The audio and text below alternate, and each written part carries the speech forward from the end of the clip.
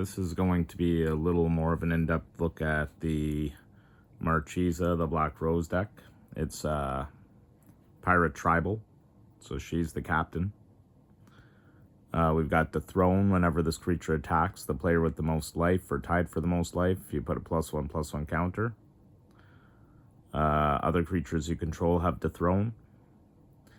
And whenever a creature you control with a +1 counter on it dies, return that card to the battlefield under your control at the beginning of the next end step.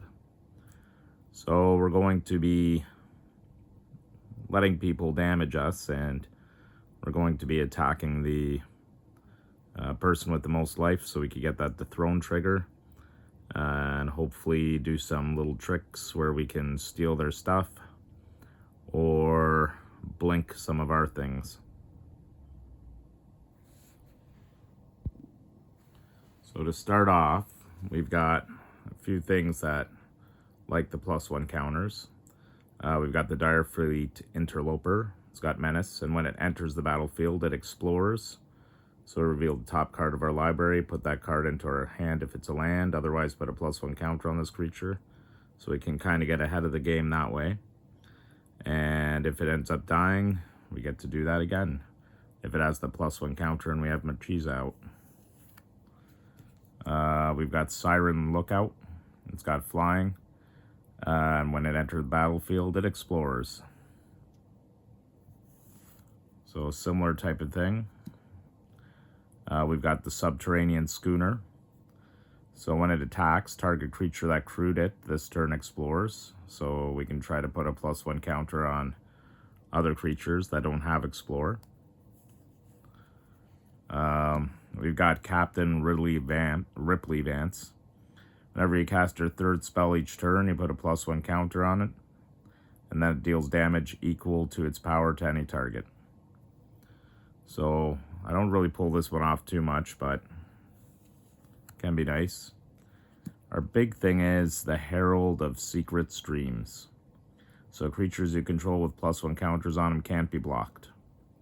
So you can bring this out once you go for somebody with the biggest life. You can attack with a bunch of creatures. They get their +1 counters. They can't be blocked. And you can hopefully keep that around the rest of the game. This could be a winning strategy there. Get that damage through. A few other things that we like to blink. Amphin Mutineer. When it enters the battlefield, exile up to one target non-salamander creature. That creature's controller creates a 4/3 blue salamander warrior creature token. Sucks that we're giving them a 4/3, but if there's something really annoying on the board, you can use this to get rid of it. And if you blink it, you can do it again. We got the Stormfleet Arsonist. When the Stormfleet Arsonist enters the battlefield, if you attacked with a creature this turn, target opponent sacrifices a permanent. So you don't get to choose, but still get to make them take stuff away. We got the Rashadan Cutpurse. When it comes into play, each opponent sacrifices a permanent unless they pay 1. Again, blinking that, you kind of force them to use mana or sacrifice something. We got the Rashadan Footpad. When it comes into play, each opponent sacrifices a permanent unless they pay 2. Again, going for that blink, and hopefully they sacrifice more things. You got the Rashadan Brigand. It's got flying, and when it comes into play, each opponent sacrifices a permanent unless they pay 3. Unfortunately, you can only block creatures with flying, but that's okay. We're doing it for that blink and forcing people to sacrifice things. We got the Crimson Fleet Commodore. When it enters the battle, it's got trample. When it enters the battlefield, you become the monarch. So if you blink that, you can definitely be the monarch before the end of your turn. We've got the Deadeye Rig Hauler. When it enters the battlefield, if you attacked with a creature this turn, you may return target creature to owner's hand. So again, a little bit of removal there. And we've got the Direfleet Ravager. It's got Menace and Death Touch, and when it enters the battlefield, each player loses a third of his or her life rounded up. So imagine blinking that a couple of times. People's life totals will go down real fast, including your own.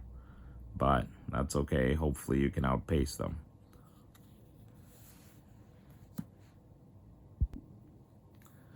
So we've got a few things here that can, when you do steal somebody's creature, which we'll do later, we have ways to sack it. So if they have that +1 counter on it, we can sack it. It'll go to the grave, but then it will come back under our control. We've got the Ruthless Knave as part of the pieces to do that. You pay 2 and a black, sacrifice a creature, create 2 colorless treasure tokens. If you sack 3 treasures, you get to draw a card. We got the Witch's Cauldron. So if you pay 1 and a black and tap it, we get to sack a creature, gain 1 life, and draw a card. We've got the Dockside Chef. If we pay 1 and a black, sack an artifact or a creature, we get to draw a card. We've got the Witch's Oven. So we can tap it to sack a creature, create a food token. If its toughness was 4 or greater, we create 2 food. Food's not a huge thing, but we've also got the Tavern Scoundrel. Whenever you win a coin flip, create 2 treasure tokens, so that's kind of nice. But we use it to pay 1 and tap it to sack another permanent and flip a coin. The only other coin flip, we use it mostly for the sacrificing. But we do have 1 coin flipping thing in here, the Creepy Doll. It's indestructible. When it deals combat damage to a creature, flip a coin. If you win the flip, destroy that creature. Mostly there for a blocker. And we've got the Ruthless Technomancer. So when it enters the battlefield, you may sack another creature you control. If you do, create a number of treasure tokens equal to that creature's power. And if you blink it, you could do it again. If you pay 2 and a black, you can sack X artifacts, return target creature card with power X or less from your graveyard to the battlefield. X can't be 0. So being pirates, we do like treasure. We already had a couple of treasure generators there, but here we've got more. We've got the Pitiless Plunderer. Whenever another creature you control dies, create a colorless treasure artifact token. So that's really nice, especially if you're stealing creatures and sacking them to try to keep them forever, you get a treasure out of it. If you're doing it to your own creatures to blink them, you get a treasure out of it. We've got the Corsair Captain. When it enters the battlefield, create a treasure, and other pirates get a +1/+1. So you got a buff here, and if you do blink the Corsair Captain by putting a +1 counter on it, sacking it, having it come back under our control, we get to create another treasure. We can do the same thing to Kaylane, Reclusive Painter. When she enters the battlefield, we create a treasure token. And other creatures you control enter the battlefield with an additional +1 counter on them for each mana from a treasure spent to cast them. So we can even do that to get creatures with +1 counters entering, just in case you end up having the highest life total at the time.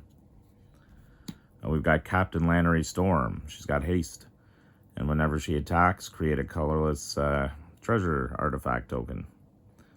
Whenever you sack a treasure, she gets +1/+0 till end of turn.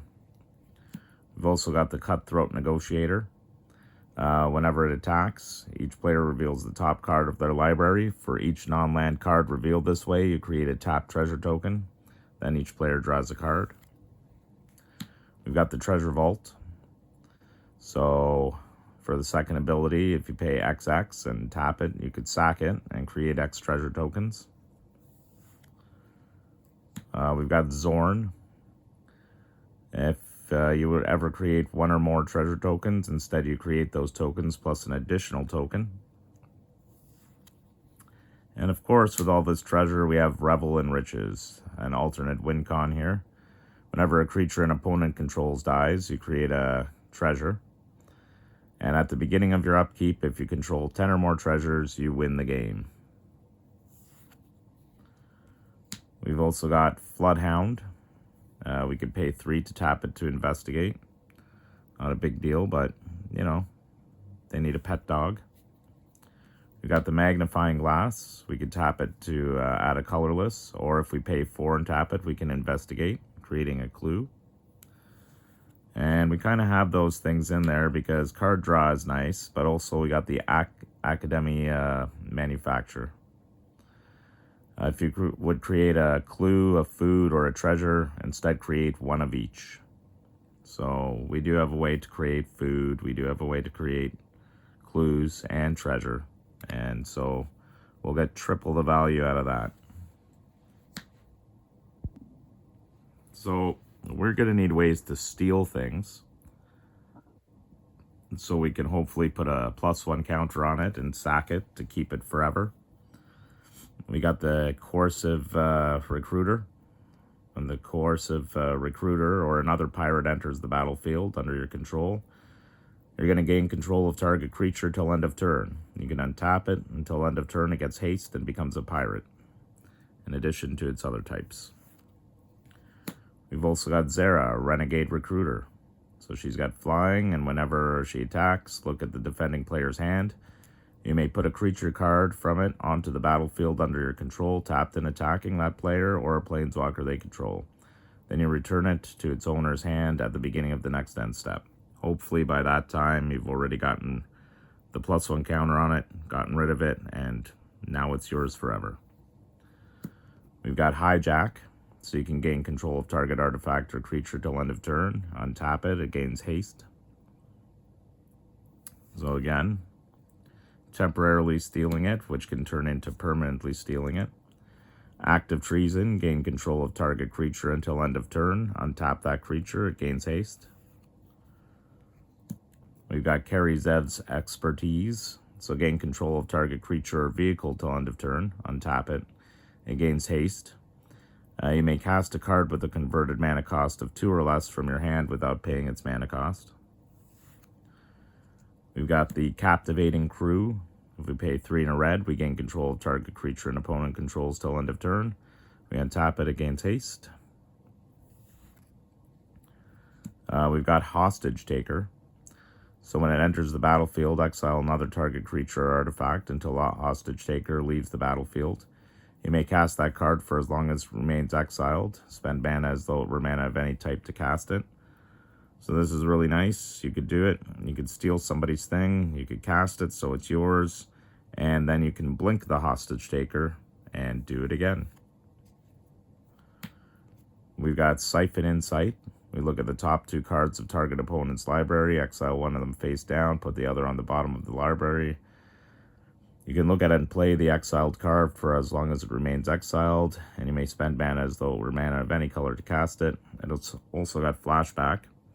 Well, this is just a straight up stealing something. And we've also got Dead Man's Chest. So you enchant a creature an opponent controls. When enchanted creature dies, exile cards equal to the power, its power, from the top of its owner's library. You may cast non-land cards from among them as long as they remained exiled. And you may spend mana as though it were mana of any type to cast it. So what's nice is you can actually cast this on a creature that you are going to steal or partially steal.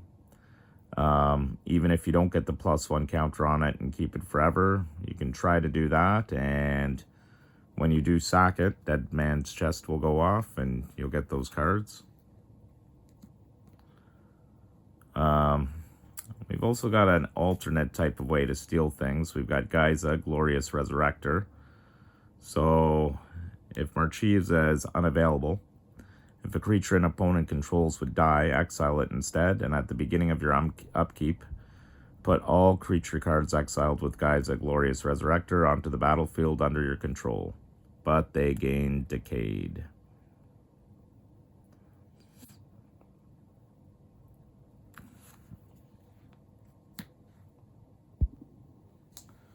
So I really like copying things.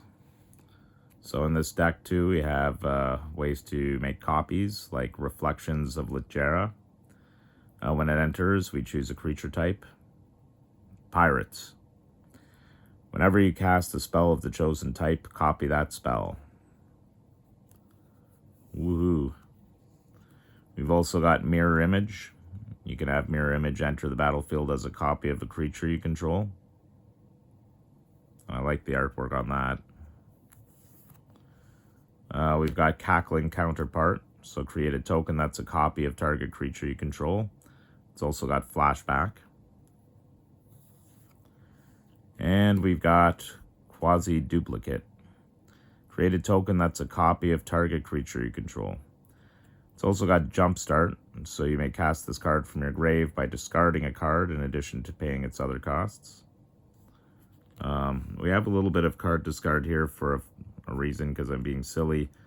But let's get to that now. So, with some of this discarding a card stuff, we've got Seize the Spoils. As an additional cost to cast a spell, discard a card, then you draw 2 cards and create a treasure. So you get treasure and 2 cards. Treasure is nice. We've got Brass's Tunnel Grinder. When it enters the battlefield, we discard any number of cards, then draw that many cards plus 1. At the beginning of your end step, if you descended this turn, put a boar counter on Brass's Tunnel Grinder. So by discarding, I guess we get to descend as well. If there are 3 or more boar counters on it, remove those counters and transform it. And we would be transforming into Tekutlin, the Searing Rift. So we can tap it for a red. And whenever you cast a permanent spell using mana produced by it, you discover X, where X is that spell's mana value. So discovering is fun. We've also got Croesus the Purger, because I guess Marchesa's crew has a pet dragon. I guess a pet dog wasn't enough. So it's got flying, and when it deals combat damage to a player, you may pay 2 and a black. If you do, choose a color. Then that player reveals his or her hand and discards all cards of that color. It's really punishing to mono-colored decks. You might not want to do that to them because it's feel bad. But, hey, if you got it, I guess use it. We got Marauding Looter. At the beginning of your end step, if you attacked with a creature this turn, you may draw a card. If you do, discard a card. So a little card draw there. We've got Tomb Robber. It's got Menace, and if you pay 1 and discard a card, Tomb Robber explores. So again, you can put a +1 counter on it, maybe, or draw into a land. Hey, can't go wrong with that either. And yeah, you got your card discard there.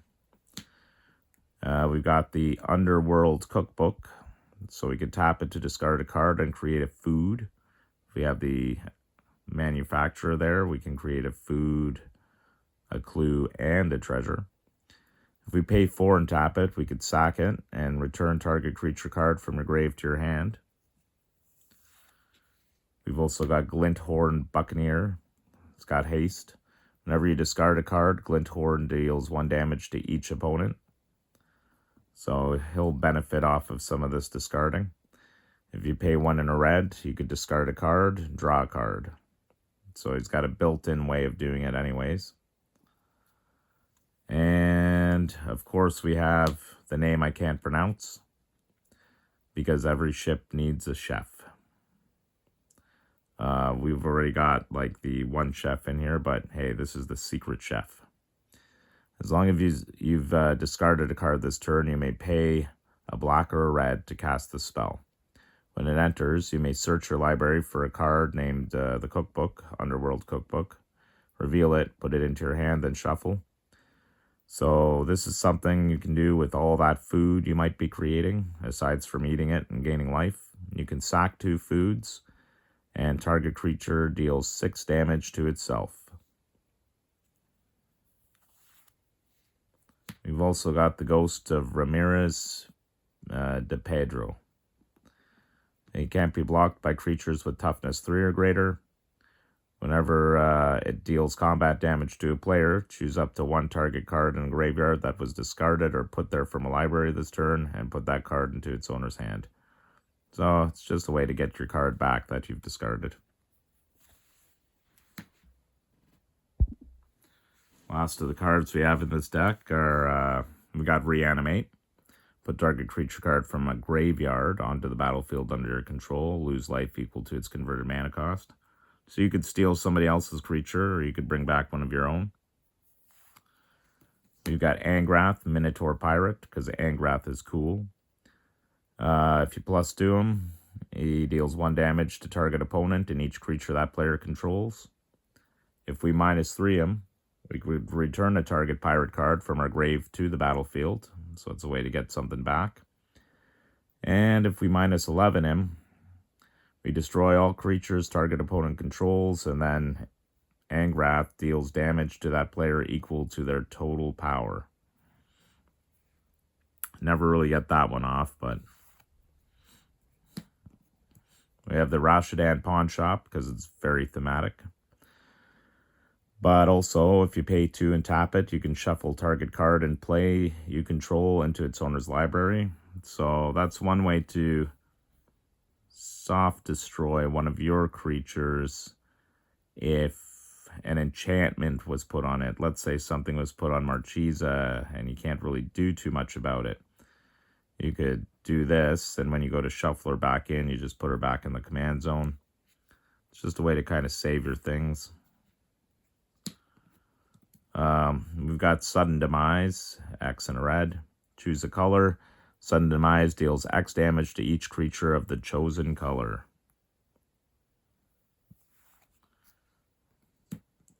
We've also got Structural Assault.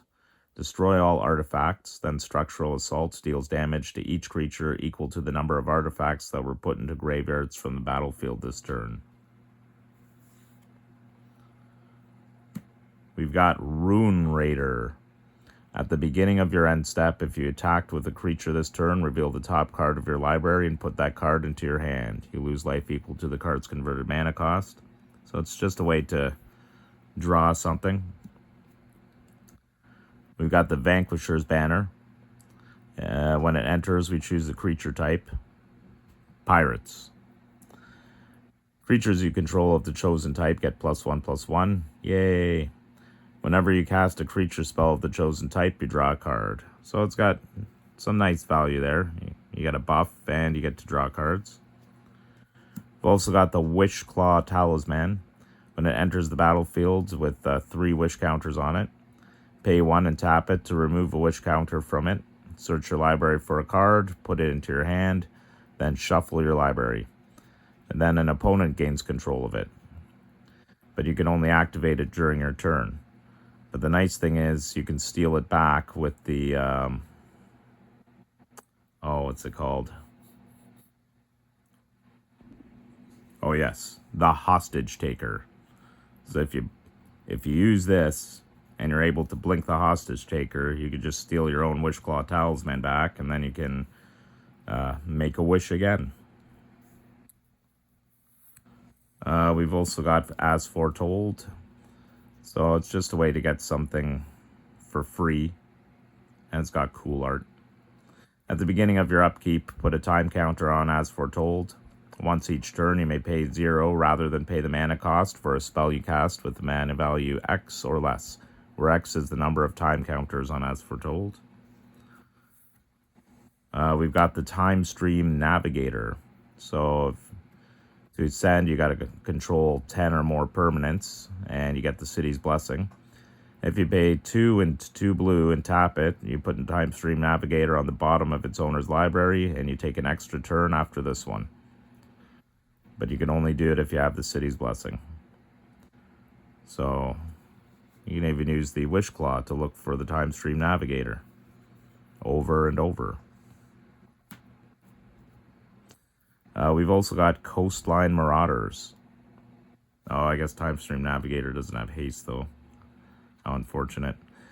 We've got the Coastline Marauders. Coastline Marauders doesn't really have anything synergistic with the rest of the deck, but it's got Trample. And when it attacks, it gets +1/+0 until end of turn for each land defending player controls. So the more lands they have, the better they are. And that is my Marchesa, the Black Rose Pirate Tribal deck. Hope it gave some ideas. Hope you enjoyed the video. And thanks for watching.